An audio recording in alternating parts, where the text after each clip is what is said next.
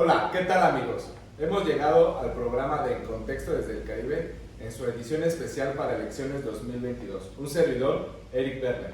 Me acompaña mi amigo el promotor cultural, Sergio Lugo. Hola a todos. Vamos a comenzar este análisis de las 6 entidades federativas que afrontan proceso electoral. Vamos a comenzar con Quintana Roo, donde Mara Lezama lleva la ventaja en la mayoría de las encuestas. Platícanos de eso, Sergio. Pues prácticamente va a ser una victoria 2-1, así lo indican la mayoría de las encuestas, incluso de periódicos de derecha como Reforma y El Universal, y también estamos por llevarnos casi carro completo en las diputaciones locales. Efectivamente, para hacer este análisis a profundidad y en contexto, como se llama el programa, vamos a hablar de la conformación política y social del estado de Quintana Roo. Como saben, el estado es una de las entidades más jóvenes del país. Junto con Baja California Norte, en la década de los 70, un decreto presidencial de Luis Echeverría conformó estas dos entidades federativas. Entonces, pues el PRI estaba en su auge político en aquella década, la dictadura perfecta, como le llamó Vargas Llosa, y pues cuando comienzan el proyecto turístico de Cancún, pues con esa maestría logran establecer una dictadura perfecta en Quintana Roo. ¿Cómo? A través principalmente del corporativismo sindical, a través de los sindicatos charros que abastecieron el mercado laboral de los hoteles que se desarrollaron durante 40 años en la Riviera Maya. Platícanos de eso, Sergio. Pues es el viejo PRI el que se creó con los sindicatos charros, en el que tenía como esclavos a los trabajadores, aquí en este caso hoteleros y en los restaurantes, que nunca se preocupó por el desarrollo incluso intelectual de los obreros. Y son ellos los que no quieren dejar el poder y que, disfrazados con los pseudoambientalistas a través de los artistas, son los que se oponen al Tren Maya, precisamente porque no quieren dejar perder ese poder económico a través de todos estos años. Precisamente ese vínculo entre el poder económico empresarial y el poder político es el que Andrés Manuel va a tratar de quebrantar a través del proyecto de infraestructura del Tren Maya. ¿Por qué?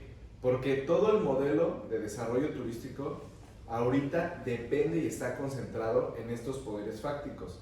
Como saben, según un estudio o una investigación de Report Tour, el 40% de las cadenas que operan en la Riviera Maya de hoteles son de origen español, otro 40% son de capital estadounidense y el resto se divide entre otros capitales, inclusive nacionales, como Grupo Vidanta, que es mexicano.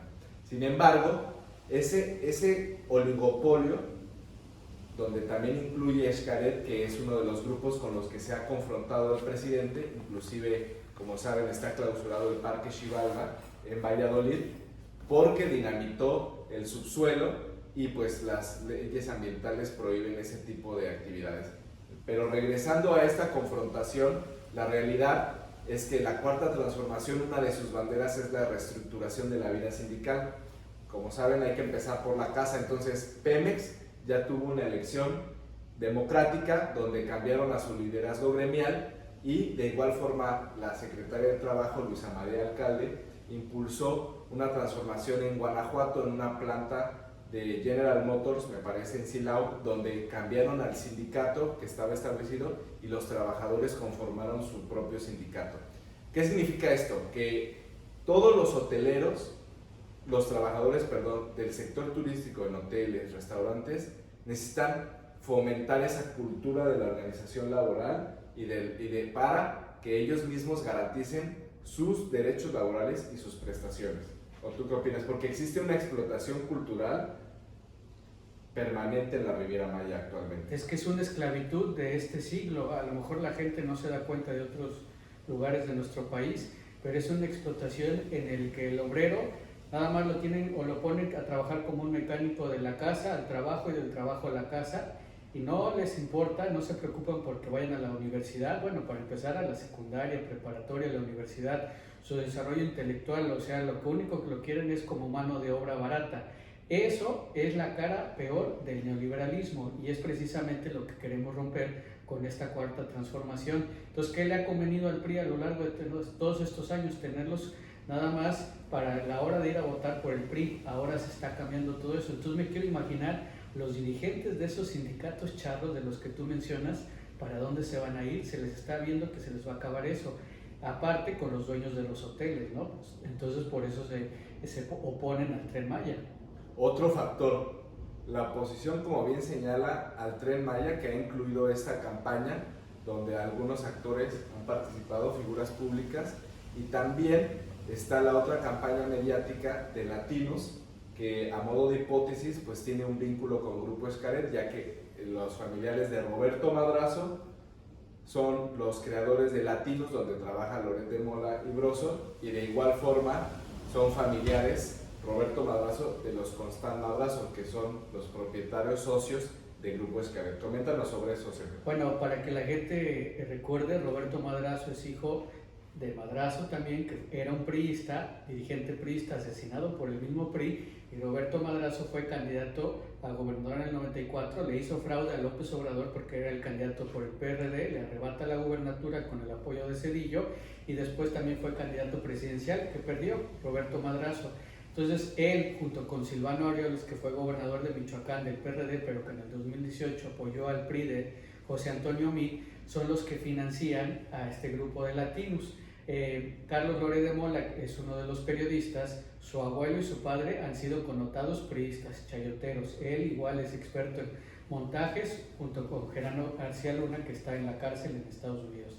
Y el otro es Broso, que viene de hacer una crítica social en la televisión, pasó a ser un payaso de Televisa y ahora de Latinos. Entonces es muy claro el golpeteo en contra de López Obrador.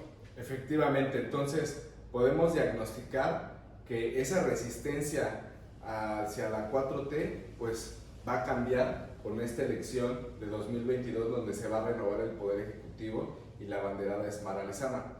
Cabe señalar que no hay que ser muy dado en la ciencia política para vislumbrar que hay una transición ordenada o una transición pactada, donde Carlos Joaquín pues está tomando ciertas posiciones dentro de la Cuarta Transformación a través de ciertas candidaturas para el Congreso, donde destaca Johanet Torres, que iba primero de plurinominal, presuntamente en el PAN, y en ese rompimiento que hay entre Carlos Joaquín y Acción Nacional, pues se pasa al verde y ahora va en esa primera posición de plurinominales, esta colaboradora del joaquinismo totalmente. Y así como esos ejemplos podemos mencionar varios. Coméntanos, Sergio. Pues el PRI no se crea ni se destruye, solamente se transforma, y pues desgraciadamente muchos priistas van a llegar o ya llegaron al verde y también a Morena. Entonces habrá que ver eso, lo que tú dices, la transición pactada o de terciopelo, como poco a poco desde Morena. Mi recomendación es que con la creación de escuela de cuadros y el apoyo a los jóvenes de Morena, en el futuro los cargos políticos los ocupen gente formada a la izquierda. Pero es muy quizá inteligente lo de López Obrador de ahorita tenerlos de este lado, ¿no? Tú mencionabas en algún momento preferimos tenerlos ahorita los enemigos aquí al lado que de enfrente. Pero sí es muy evidente lo que tú estás mencionando con los candidatos a diputados locales que van. ¿Qué pasa? Andrés Manuel está adoptando un pragmatismo político porque no existe vida partidaria ni organismo político como tal en Morena. Exacto. Esa ha sido una de las críticas más puntuales de Ricardo Monreal, uno de los miembros fundadores del partido, que evidentemente es un diagnóstico generalizado en todo el país. Morena no existe como partido, sigue siendo un movimiento político que gira alrededor del López Obradorismo. Entonces, la siguiente fase es realmente que el pueblo de México se organice políticamente a través de un partido para que abarque las posiciones y continúe el legado político de Andrés Manuel López Obrador. Porque, por ejemplo, si hacemos un análisis de las 6 candidaturas, 2 eran perredistas de los candidatos de Morena, que es Salomón Jara y Nora Rubalcaba. Pero los otros, platícanos, Sergio. Pues, por ejemplo, Marina Vitela, la candidata gobernadora de Morena por Durango, fue diputada federal del PRI y en el 2013 votó por la reforma energética de Peña Nieto. Pues los compañeros Julio Menchaca, que va en Hidalgo, de Américo Villarreal, pues también vienen de allá, del tricolor, no son de izquierda. Es que son esos cuadros. Son neomorenistas que les llaman el primor, ¿no? En este caso, por ejemplo, Julio Menchaca, si no me equivoco, llegó a Morena en el 2017, a diferencia, por ejemplo, de Salomón Jara, que si viene del PRD, pero ya fue candidato a gobernador de Morena con el apoyo de López Obrador hace 6 años, esa es la diferencia. Y haciendo un poquito hincapié en lo que tú mencionabas de la escuela de cuadros de Morena, Por eso es muy importante el papel del Fisgón, el caricaturista, que es el presidente o encargado del Instituto Nacional de Formación Política de Morena, y otro que se encarga de eso en sus ratos libres es Paco Ignacio Taibo II, también a través de sus libros y de sus recomendaciones que hacen en internet. No debemos de dejar que hay muchos cuadros jóvenes, antes ya para seguir con las elecciones en las gubernaturas, para las diputaciones en los jóvenes, por ejemplo en este caso Andrea Chávez, que hasta López Obrador dijo que es un cuadro nuevo, ¿no? Y que siente a gusto. Pero sí, y por ejemplo en el caso de, regresando a la gubernatura, Nora Rubalcaba, que ya viene del PRD, pero también ha estado muy ligada a López Obrador, ahorita está casi en un empate con el PAN, es histórico en Aguascalientes, que siempre ha sido pues mocho o panista, ahorita casi hasta podemos ganar. Sí, de las 6 gobernaturas, 4 se marcan las estadísticas que irían para Morena de manera fácil, entre comillas, por las encuestas que se han manejado, que son Tamaulipas, Oaxaca, Hidalgo y Quintana Roo. Sí. Donde está cerrado es en Durango y Aguascalientes. Exacto. Pero volvemos al tema central, que es la necesidad de la evolución política de manera generalizada en todo el país. Terminar con esa clase política dominante para que los nuevos espacios los ocupen gente nueva, perfiles que no estén amañados, por así decirlo, como lo vemos aquí en Quintana Roo, donde todos los candidatos pues no tocan ni con el pétalo de una rosa a Carlos Joaquín discursivamente, a excepción de Aldana a lo mejor, y vemos que los únicos que no son alineados al joaquinismo son los hermanos Beristain, que han sido perseguidos políticos, de donde destaca el caso de Laura, pero que no se nos olvide que la conformación del Congreso va a ser estratégica, y es ahí donde Carlos Joaquín está operando. Aquí en el distrito 9 y 10 que representan a Playa del Carmen, pues no hay que olvidarnos que venimos de 2 fraudes electorales.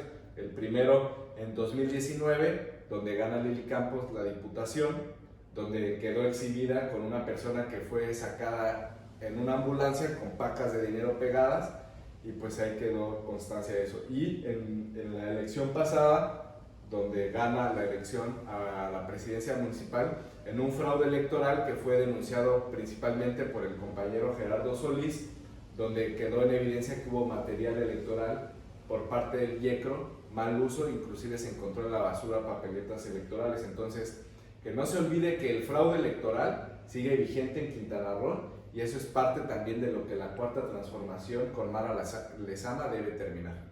E incluso el Partido Acción Nacional sabe que la única elección donde pueden ganar es precisamente aquí en Playa del Carmen. Por eso he visto que a la compañera Estefanía Mercado la están atacando mucho en las redes sociales, la están denostando, pero de manera anónima. Ella, bueno, el año pasado fue candidata a diputada federal por el PAN, y en esta ocasión es la abanderada de la coalición de Morena, el PT, y que encabeza el Verde. Yo sanamente la criticaba por ese cambio que hizo tan drástico, pero ahora me doy cuenta cómo la están atacando los mismos panistas, ¿no? Eso pues es una competencia desleal, incluso hasta podría recaer en violencia de género. Y en cambio he visto que en la campaña ella, en lugar de meterse a ese lodo de los ataques, pues está haciendo varias propuestas legislativas, ¿no? Entonces, que todos los ojos de Morena Nacional se fijen, como tú dices, aquí en Playa del Carmen. Pues va a ser una legislatura de 2 años, que evidentemente llega en una transición suave, pactada de cierta manera del joaquinismo hacia la 4T, pero esperemos que realmente llegue esta transformación de fondo impulsada por el presidente, y que pues llegue la justicia laboral para todos los empleados de la Riviera Maya, y también la democratización del modelo económico turístico, porque actualmente existe un oligopolio que se beneficia de la explotación laboral y de este magnífico polo turístico internacional, y es ahí donde el Tren Maya es el proyecto estratégico y coyuntural que va a cambiar la realidad del Caribe mexicano. ¿Algo que quieras concluir tú, Sergio? Bueno, un cuadro relevante que va de candidato a diputado local aquí en Quintana Roo es el compañero Ricardo Velasco. Él sí es de izquierda.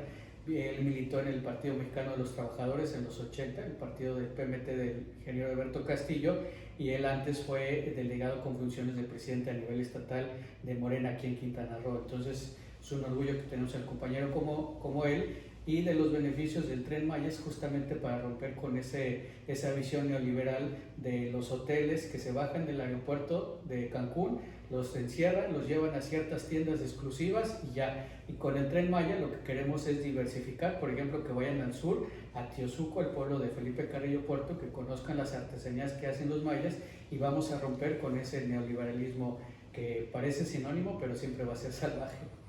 Efectivamente, pues con esto concluimos este programa especial de En Contexto desde el Caribe, donde analizamos las elecciones de este 2022. Muchas gracias.